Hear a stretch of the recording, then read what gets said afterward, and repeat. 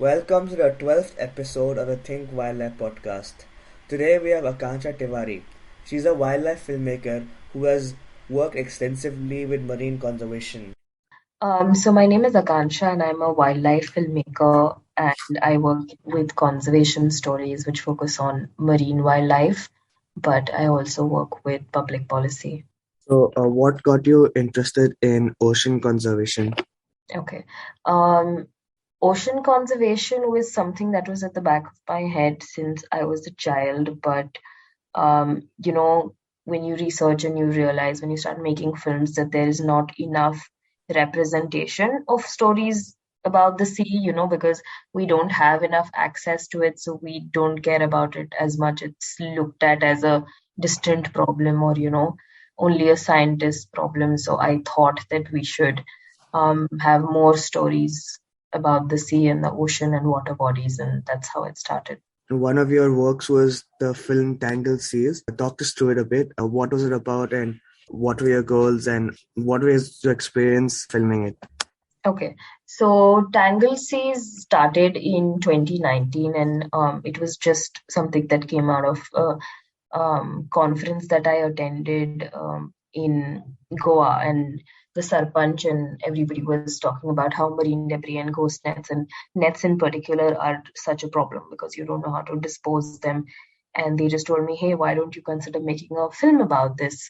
Because there's nothing and then we researched and we realized there's nothing on this topic at all, and nothing in specifically. Whatever stories are there are probably related to Schedule 1 species that get entangled in it. There was nothing, and so far, according to our research, there still isn't some film or any content like that which is specifically dedicated to it. So that is how it started, and then we researched a lot. We filmed for 1.5 years, and then the pandemic happened. A lot of problems happened, but um, it was a process, and we still are doing an impact campaign with it after so many years. And there's still so much work to do, so many stakeholders to talk to. And when I started working on this, my goal was to just create awareness because there was nothing. When we go to the beach, we don't identify a fishing net as something alien to that environment. So I just wanted to make everybody realize how much of a problem it is, even though it looks like a small piece of net on a beach, because that is the most amount of access a lot of us will get to ghost nets. They don't know what happens in the deep sea. They don't know how many entanglements happen and how problematic it is for some species like turtles or whale sharks.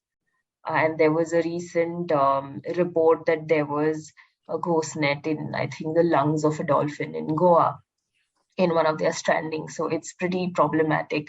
And if you don't know about this, if you don't care about the ocean, if you don't have access, then this is like um, even more difficult to relate to. So that was a challenge that I faced. And Tangle Seas is, it started as a project, but now we're converting it into a company of sorts, like sole proprietorship, where we would be getting involved with projects and, take up the impact campaign in a more serious way. Okay, thanks. So, why don't you explain more about the issue of marine debris and fishing nets, particularly in India, where there's not much work being done regarding it? Okay. So let's be honest, ghost nets are very boring. Who cares about, fishermen's gear and fishing gear? We already don't look at the sea as like it needs to be conserved because it needs to be protected rather because wait, let me just start this again. Okay. So I think the whole marine debris and ghost net problem is not documented or cared about enough in India because there is so much. We have such a huge coastline to begin with, and it is not glamorous enough to get proper funding. It's not glamorous enough.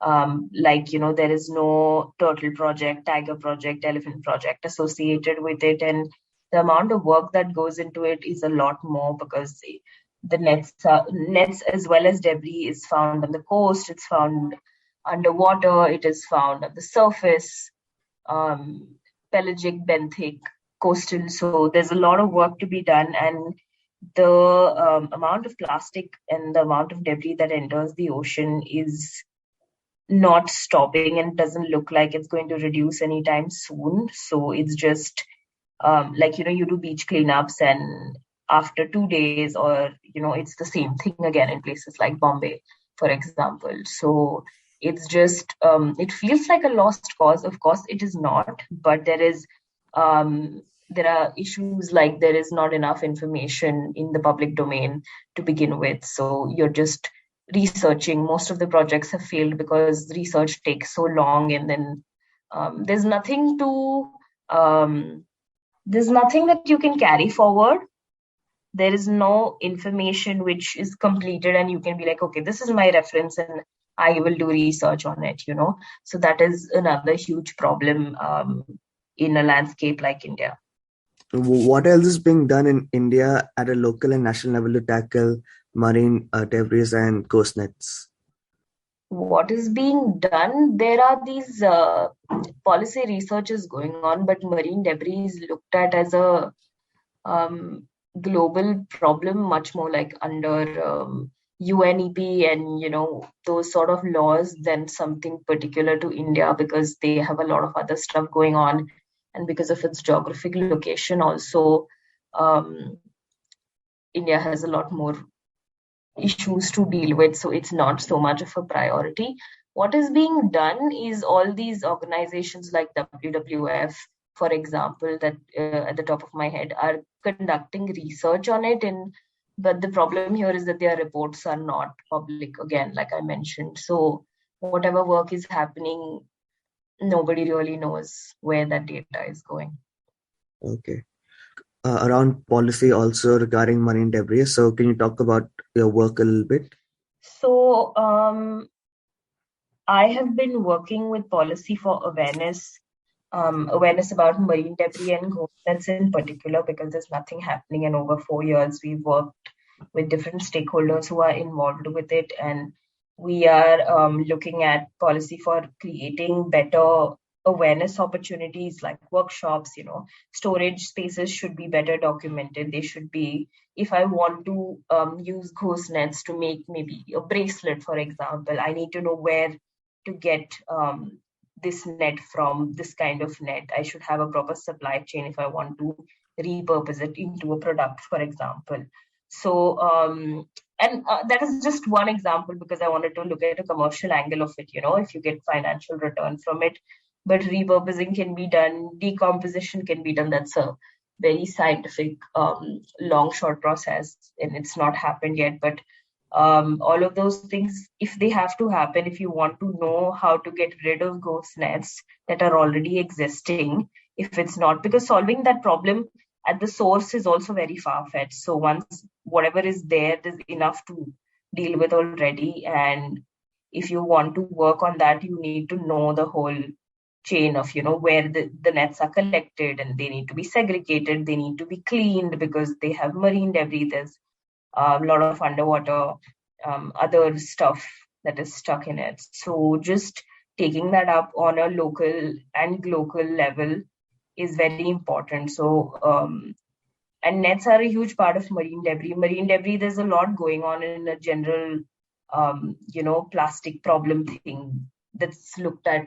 globally, but we should look at nets separately and treat them a little differently than general marine debris. So that is what my work has been about. And also, I'm trying to provide as much data, like in whatever way, through interviews, through um, questionnaires, and through papers or whatever. And I'm trying to make it accessible to everybody else to kind of bridge the information gap that they're facing in this topic. Okay. Talking about policy work. So recently you guys have been talking about a lot about the coastal regulation zone laws. Can you explain what are the laws exactly? Right. So CRZ, or a coastal regulation zone, is something under Section 3 of the Environment Protection Act. And So it was first issued in February 1991, and what it means, um, which is pretty recent if you look at the timeline of events, and what it means is that the coastal areas of like creeks, sea, rivers, everything, backwaters, that get affected by tides, everything, there should be a distance of 500 meters from the high tide line and the land. So I will just read the definition for you. So, as per the CRZ rules, the coastal areas of creeks, seas, bays, rivers, and backwaters that get affected by tides up to 500 meters from the high tide line and the land area between the low tide line and the high tide line are declared as CRZ. So, whatever that might that sounds complicated, but what it means is that you're not allowed to build anything in that region, and whatever, ignoring the ecological impact and everything, keeping all of that aside, it is basic logic that if there is a flood situation or if something happens, um, every shack or everything in that area would obviously be located because you're so close to the sea.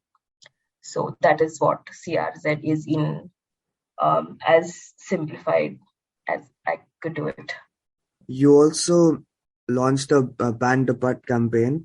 Can you just talk about why cigarette butts are such a big issue, especially for marine conservation? So, Ban the Butt campaign was inspired by a similar initiative in Europe. And we looked at how they, I saw it on some Instagram post that had gone viral, and I thought that, oh, we should do something similar like that. And obviously, I took their permission because it was intellectual property. And after that, we collaborated with them, the Indian wing of the organization, and we did this campaign. So whenever we look at marine debris, we always look at it as straws and plastic bags because um, it fulfills somebody's agenda to say that, these particular things are problematic, and maybe Tetra packs are better to get recycled, easier to get recycled, and all of that. That's a whole corporate thing. It's like how carbon footprint works, so it's on those lines, and you would feel that straws and plastic bags are the only problem. They're not. Cigarette butts enter the ocean directly from, you won't realize it, but you just throw your cigarette butt, just flush it down, or you put it down your basins, but all those water channels lead to the sea, and it becomes very problematic because of the filter and the toxic effluents that are there in it. And it's just ignored because, again, it's not connected to the ocean easily.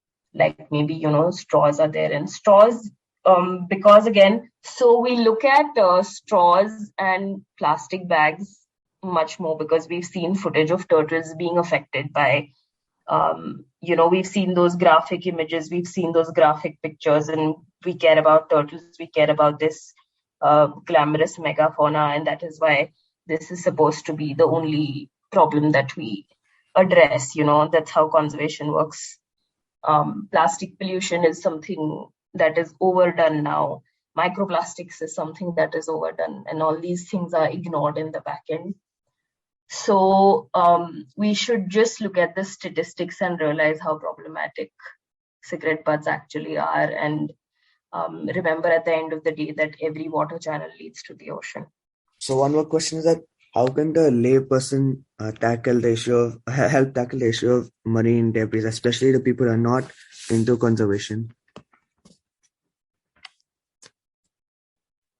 Right. So, like I just mentioned, we don't realize the little things that we do might reach the sea.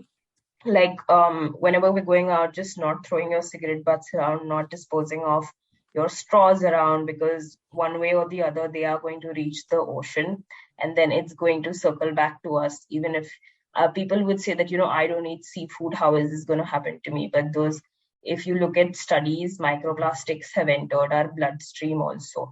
They get into the air, they circle back, and bioaccumulation will happen one way or the other. So the mentality of, I've just thrown it and it's done, it's not my problem anymore, should stop, and we should be very careful with our purchasing habits and disposal habits, and just maybe get involved in cleanups more, and get involved in ocean related conversations and initiatives, because climate change is affecting the oceans the most and first. Yeah, just because we're away from it doesn't mean the oceans are not facing problems and need our attention. Talking about climate change, so how important is ocean conservation in achieving our net zero goals and tackling climate change as a whole? The ocean is seeing the effects of climate change first, right? Um, the coral bleaching is happening, so many other things are happening. Um, and it is and it's comparatively geographically also the larger statistic compared to maybe land mass, so it's a bigger problem than we think, and it is very important that um, we look at ocean conservation in climate change. Okay. So that was my last question. Thanks for your time. So I hope you enjoyed the episode. Thank you so much for inviting me.